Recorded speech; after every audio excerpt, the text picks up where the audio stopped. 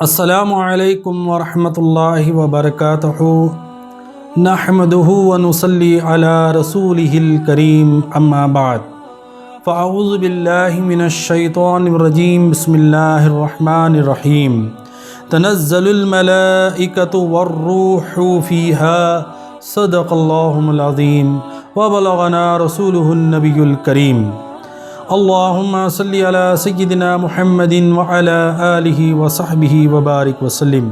اللہ تبارک و تعالی سورہ قدر میں اس رات کے متعلق فرماتا ہے، یعنی اللہ تبارک و تعالی خاص طور پر فرماتا ہے تنزل الملائکۃ والروح فیہا، اس رات میں فرشتے اور ارواح آسمان سے زمین پر اترتے ہیں، آسمان سے زمین پر اترتے ہیں۔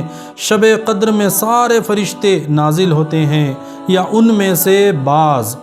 اس سلسلے میں مفسرین کرام چند اقوال پیش کرتے ہیں۔ بعض کا یہ کہنا ہے کہ سارے فرشتے نازل ہوتے ہیں، اور بعض یہ کہنا ہے کہ ان میں سے بعض نازل ہوتے ہیں، اور بعض کا یہ کہنا ہے کہ حضرت جبرائیل علیہ السلام سدرۃ المنتہا کے سارے فرشتوں کو لے کر نازل ہوتے ہیں۔ نزول ملائکہ کے حوالے سے حدیث پاک میں بھی ذکر آیا ہے، جیسا کہ حضرت انس رضی اللہ تعالی عنہ سے مروی ہے کہ نبی کریم صلی اللہ علیہ وسلم نے ارشاد فرمایا اذا کان لیلۃ القدر ینزل جبریل فی کبوکبات من الملائکۃ یصلون علی کل عبد قائم او قائد یذکر اللہ عز وجل، جس کا ترجمہ لیلۃ القدر کو جبرائیل امین فرشتوں کے ایک جمع غفیر کے ساتھ زمین پر اترتے ہیں۔ کباتن، اس کے معنی ہے کہ جمع غفیر کے ساتھ زمین پر اترتے ہیں، اور ملائکہ کا یہ گروہ وہ ہر اس بندے کے لیے دعائے مغفرت اور انتجاء رحمت کرتا ہے جو کھڑے یا بیٹھے اللہ سبحانہ و تعالی کے ذکر میں مشغول ہوتا ہے۔ شعب الایمان حدیث کا ہم نے ملاحظہ فرمایا۔ کتنی ایک نقطہ ہے، غور کیجئے کہ جو اٹھتے اور بیٹھتے اللہ کے ذکر میں مصروف ہو جائے وہ فرشتے ان کے لیے دعائے مغفرت کرتے ہیں۔ ایک روایت میں ہے کہ جب شب قدر آتی ہے تو حضرت سیدنا جبرائیل علیہ السلام کے ساتھ وہ فرشتے بھی اترتے ہیں جو سدرۃ المنتہا پر رہنے والے ہیں۔ سدرۃ المنتہا ایک مقام ہے، وہاں پر ایک خاص فرشتے رہتے ہیں، تو ان فرشتوں کو بھی لے کر حضرت جبرائیل آتے ہیں، اور وہ اپنے ساتھ 4 جھنڈے لاتے ہیں۔ اس میں عقیدے کی بھی بات ہے، موضوع وہ نہیں ہے، مگر بات کو غور کریں کہ جھنڈے لے کر آتے ہیں، ایک گنبد خضراء پر نصب کرتے ہیں، ایک بیت المقدس کی چھت پر، ایک مسجد حرم کی چھت پر نصب کرتے ہیں، اور ایک طور سینا کے اوپر، اور ہر مومن مرد عورت کے گھر پر تشریف لے جاتے ہیں اور انہیں سلام کہتے ہیں اس رحمت سے کہ آپ غور کریں کہ اللہ تبارک و تعالیٰ کے یہ مقدس فرشتے جھنڈے تو نصب کر رہے ہیں، میں نقطے کی بات بتا رہا ہوں کہ ہر مومن مرد اور عورت کے گھر پر جاتے ہیں اور انہیں سلام کرتے ہیں۔ کون سے مرد اور وہ مومن عورتیں جو اللہ کے ذکر میں مصروف ہو جائیں، جن کے گھر اللہ کے ذکر میں تر و تازہ رہیں، جن کے گھروں میں سے اللہ کی یاد کی صدائیں ہوتی رہتی ہیں، اس گھر پر فرشتے آتے ہیں اور انہیں سلام کرتے ہیں۔ مگر یہاں پر روایت میں آتا ہے کہ چند لوگ اس سے محروم ہیں۔ وہ کیا ہے؟ نمبر 1 شرابی، اس پر نہیں، رشتے توڑنے والے اور سود کھانے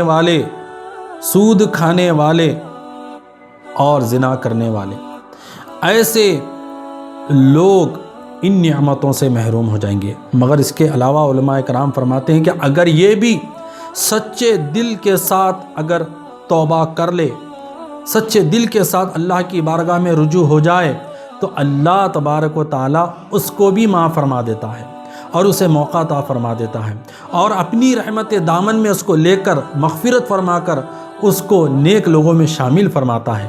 تو ہمیں چاہیے کہ ہم کثرت کے ساتھ اللہ کی بارگاہ میں توبہ کریں، گڑ گڑائیں، جانے انجانے میں، تنہا میں، اور لوگوں کے بھی جس سے بھی ہم سے غلطی ہوئی اس کی اللہ کی بارگاہ میں توبہ کرتے چلے جائیں، تو اللہ معاف کرنے والا بہت کریم ہے۔ اب آگے ایک اور بات آتی ہے کہ اس رات کی مقدس باتوں میں کہ صاحب تفسیر روح البیان تحریر فرماتے ہیں کہ ایک فرشتہ ایسا ہے جس کا سر عرش کے نیچے ہے اور دونوں بازو ساتویں زمین کی جڑوں میں اس کے 1000 سر ہیں، اور ہر سر عالم دنیا سے بڑا ہے، ہر سر اس عالم دنیا سے بڑا ہے، ہر سر عالم دنیا سے بڑا ہے۔ تصور کرو آپ بیٹھ کر، اور ہر سر میں 1000 چہرے ہیں، ہر سر میں 1000 چہرے ہیں، 1000، اور پھر ہر چہرے میں 1000 منہ، ہر منہ میں 1000 زبانیں، ہر زبان سے 1000 قسم کی تسبیح و تحمید پڑھتے ہیں۔ اللہ اکبر، اللہ اکبر، ہر زبان سے اللہ کی تسبیح پڑھتے، ہر زبان کی بولی دوسرے زبان سے نہیں ملتی۔ اللہ اکبر، یعنی ان 1000 زبانوں میں ایک زبان جس زبان میں اختیار کر رہی ہے اس کے الفاظ دوسرے، پھر اس کی بولی الگ، پھر اس کی بولی الگ۔ تو آپ غور کریں یہ کتنا بڑا فرشتہ ہے، اور زبان کھولتا ہے تو تمام آسمان کے فرشتے اس کے ڈر سے سجدہ ریز ہو جاتے ہیں۔ کیوں ہو جاتے ہیں؟ کہیں اس کے چہرے کے انوار انہیں جلا نہ دے۔ جب وہ ذکر کرتا ہے منہ کھول کر زبان سے، تو اس کے چہرے سے اتنی نور کی تجلیات ظاہر ہوتی ہیں کہ دوسرے فرشتے سجدے میں گر جاتے ہیں۔ آپ غور کرو، یہ فرشتہ شب قدر میں زمین پر اترتا ہے۔ اللہ اکبر، یہ فرشتہ زمین پر اترتا ہے کب؟ شب قدر میں۔ جیسا کہ آپ کو بتایا گیا کہ اب یہ طاق راتیں ہیں، ان میں جاگنا ہمارے لیے باعث رحمت اور برکت ہے، کس میں ہمیں شب قدر مل جائے، اور یہ فرشتہ کب زمین پر اترے ہم نہیں جانتے۔ اسی لیے ذکر اذکار میں مصروف رہیں۔ رسول اکرم صلی اللہ علیہ وسلم کی امت کے اہل و ایمان روزے داروں کے لیے طلوع فجر تک استغفار کرتا ہے۔ روح البیان تفسیر میں آیا ہے کہ وہ فرشتہ جس کے بارے میں ابھی آپ نے سماعت کیا، وہ روزے دار، عبادت گزار، تقوی اور پرہیزگاری، تسبیح، تحمد اختیار کرتے، ان کے لیے طلوع فجر سورج نکلے تک ان لوگوں کے لیے دعا استغفار کرتا ہے۔ تو اللہ نے ہمیں شب قدر کی شکل میں کتنی بڑی نعمت دی ہے، تو ہمیں چاہیے کہ ہمیں اس کی قدر کریں، اور ان راتوں میں جاگ کر اللہ کی تسبیح، نوافل، خدا نخواستہ کوئی نمازیں اگر ہماری قضا ہیں تو اسے پوری کر لیں، قرآن پاک کی تلاوت، اور اللہ کو راضی کریں۔ اللہ رب العالمین سے دعا کرتے ہیں کہ اللہ پاک ہمیں نیک عمل کی توفیق عطا فرمائیں، اور جستجوئے نیک کاموں میں لگانے کی ہمیں توفیق عطا فرمائیں، اور جو بھی ہم نیک کام کرتے ہیں اللہ اس پر استقامت عطا فرمائے۔ تمام مرحومین کی مغفرت فرمائیں، ہماری مغفرت فرمائیں، ہم سب کی عمر میں اقبال میں رزق میں برکت عطا فرمائیں، اور جو وبائیں ہیں ان تمام وباؤں کا خاتمہ کر دے، اور سب کے جان و مال کی حفاظت عطا فرمائیں۔